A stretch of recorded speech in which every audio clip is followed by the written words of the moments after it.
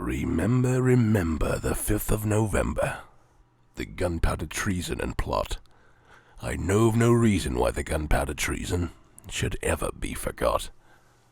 That's right, V for Vendetta. It's the day. I don't know why I didn't notice it. Big fan of V for Vendetta. The whole reason why, I don't need to go into why I like V for Vendetta. It's an awesome, comic and movie about, a fucked up dystopian future and how the government can rule our lives. And well, V for Vendetta is a prime example of the endurance of the human spirit and what it means to be a human being. Being a strong person, and I think that's what a lot of people identify with it. It's fucking punk. It's not conforming to something that you think is horseshit, and fighting for what you think is right. And I think that's definitely one of the themes of V for Vendetta. Or at least that's what I got from it. It's a lot of things, and a lot of people kind of interpret it their own way, and that's kind of why I brought this up.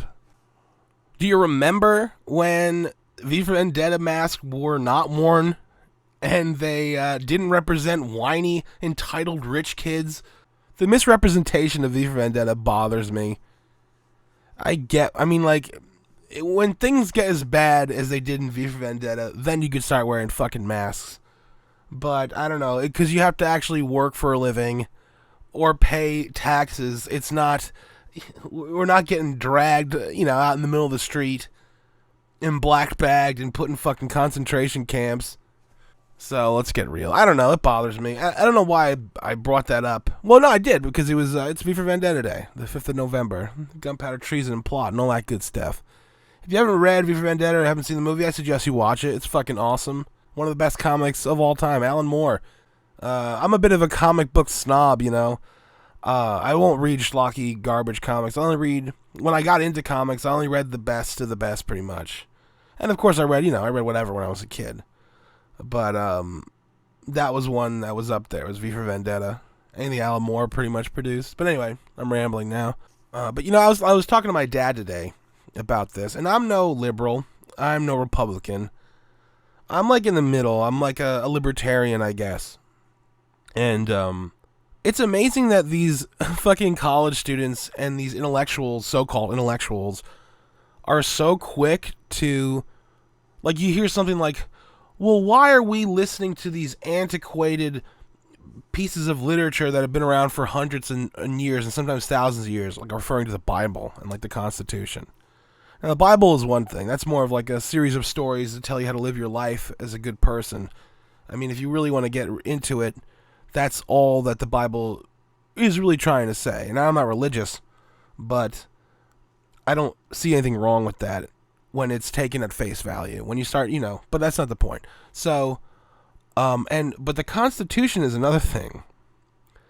Now, if you go back and listen, if you go back and read the Constitution, you will notice that they had a tremendous understanding of the possibilities of the future of this country and the world.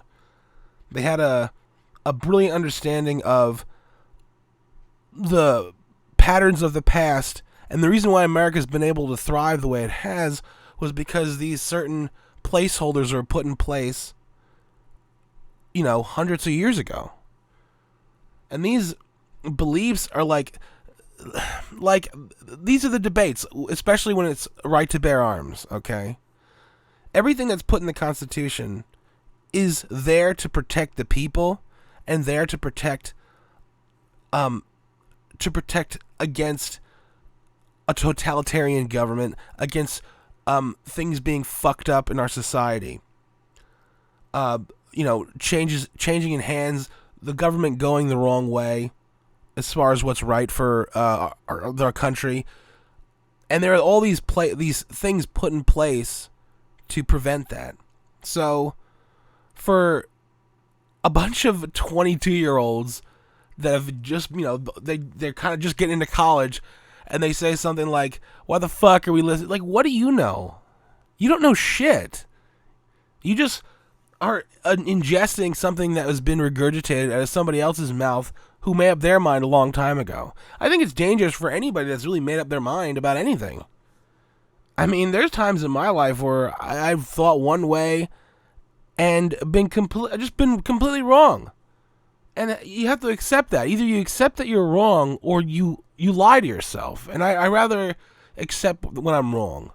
So, and like, I mean, to complain about today's society like it's a we live in the Renaissance, and we don't even realize it. Do you think the people in the in the ancient Renaissance knew that they were in the Renaissance? They were like, "Hey, it's pretty good," but I mean, we got it better than anybody. We have, I mean, it's obvious, but yeah, we have it better than anybody in human history. And we don't even fucking realize, and we're just complaining about things that don't even matter, about race and about like women's rights and shit. I'm not even getting to the women's rights thing, but women have so many more rights than men right now. It's not even funny. And God forbid you're a fucking, entitled white American male. Well, then you're pretty much like a criminal.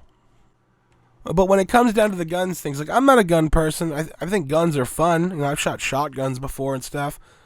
Um, you know, I believe that you should be able to defend yourself. But school shootings and all these shootings, they're fucking horrible. And gun violence is fucking horrible. So I don't know if there's I don't know if anybody knows the right answer. But I do know that these are certain things that we almost need for our society to be the way it is. We can't. I mean, like, look at places. I mean, this is a common, argument. But like, look at places like, overseas, like England. You get rid of guns. The amount of, knife violence, what they call like tooling up, but like a fucking sharpened screwdriver, some kind of, whatever, box cutter, has just skyrocketed.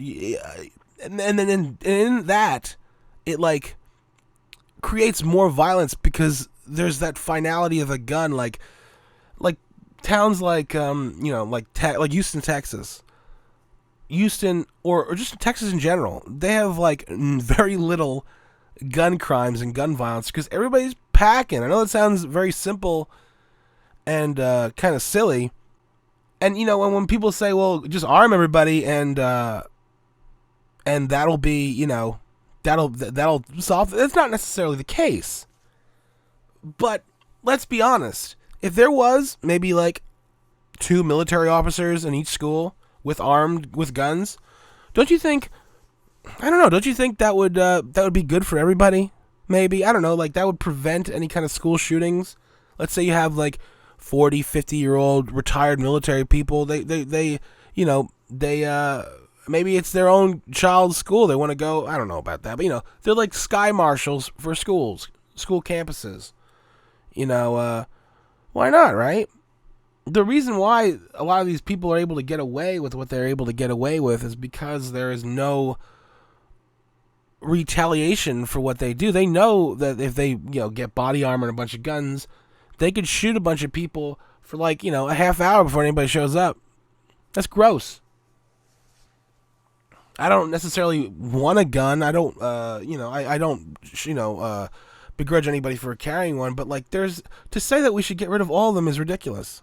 It's that slow creep. Soft tyranny, they call it. Where, I mean, like, you take away the ability to fight the government. That's what it was initially, why they had the, right to bear arms. Because what if the government falls? They knew that the government maybe not have our best interest in mind. Maybe at some point they lose intentions. They lose the rights. They warp the rights of that they put into place into benefiting themselves. And then we live in a society where that is a lot of that shit happens. With like the big I'm kind of rambling, but with like the like the breast cancer awareness fund, like that's just a major scam. Like, and it's not even for research, it's for awareness. So like, and you wonder like, wow, there's a lot of like pink going on in NFL games and wrestling and all. It's because they got so much money, and every time they do that, they make more money because they're a money making business. They don't give a fuck, and it makes me feel gross as a society that we're so behind something like that. When you realize the truth of it, really. And there should be places, the things in place that do help, and there are, like American Red Cross and like certain child organizations, like I mean, these mega. There's a reason why they're like corporations, because they got fuck tons of money off of the suffering of people. That's disgusting. Yeah, we live in a fucked up society, but is it anything close to V for Vendetta? Not really. We have it pretty good. But what a lot of people take for granted, I think, is just the convenience that we have as a society. We have pretty much everything that we need. And when we live in a stagnant culture, as far as like needs and wants, we don't really produce anything of worth. That's why, I mean, what do we really want? We're kind of satisfied, right? In the famous Dune novel, it got to the point in which is like, thousands of years in the future of mankind. You look at their evolution, and they created something that was similar to the Constitution, which was what they called the I think it's called the Orange Catholic Bible, and that was like a set of laws that was similar to the Constitution, and one of those laws was, it was something like man should not be enslaved by other men with machines. In the world of Dune, they presented it in a way where it was man became apathetic. They became a stagnant culture. They became reliant on the vices of the culture and what was available to us, and nothing really progressed. There was no wars. There was no real strife. There was no need for combat. There was no need for anything. And then the people who ran the machines enslaved humanity. And there was a giant revolt against the machines, which was over like 100 years. And after this revolt, there was like this giant there was a giant distrust in machines, and there was a tremendous worth put on the human mind and the human body and the potential of human beings, which led them to develop, the weirding ways, and their like, perfection of the human body, and like kind of Jedi mind tricks, and being able to be mentally strong. So I feel like that's in a lot of ways profound to our culture. We are becoming more and more aware of the fact that we need to focus on our bodies. I mean, health consciousness has become such a part of the current times. Everybody wants to be healthy and stay healthy. And when you're not healthy, you don't feel good. So, I mean, who doesn't want to feel good? I'm just like rambling all over the place. But you know what, though? V for Vendetta, there's a lot of things that do mirror our society, but come on. Please stop bastardizing one of my favorite comics ever with that stupid mask. Every time I see it, it bothers me. It must be like the Calvin and Hobbes fans of the 90s when they just had all the, the kid pissing on all the different sports logos and stuff. Maybe I'm just getting older and starting to realize the cold reality that nothing is sacred. Nothing is permanent, So, I'll enjoy things while they last, the way I like them. And not to say that I'm going to let it be ruined by other people, but it definitely changes things. So, once again, thanks for listening, and take it easy, everybody.